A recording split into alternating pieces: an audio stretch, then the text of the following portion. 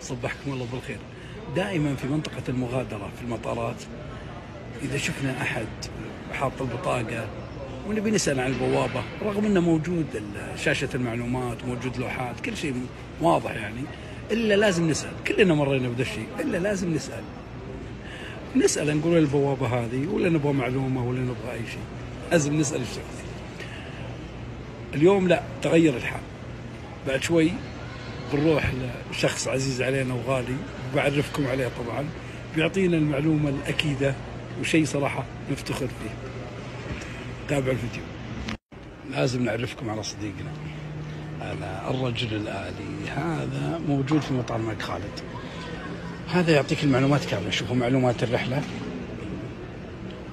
بس تحط رقم الرحلة. خلينا نختار مثلا القاهرة 313 أبد بحث، يعطيك رقم الرحلة ومتى وقتها، كامل المعلومات. إذا بغيت مثلا انترنت مجاني، امسح الكيو ار كود من الانترنت المجاني، أبد امسح ويعطيك انترنت مجاني. رغم انه موجود طبعا في مطارات شرق اسيا وبعض الدول، لكنه صراحة يعطيك المعلومة الأكيدة. لذلك لا عاد تسأل أحد مع بطاقة وكذا. تعال، هذا صديقنا الحين. في أمان الله.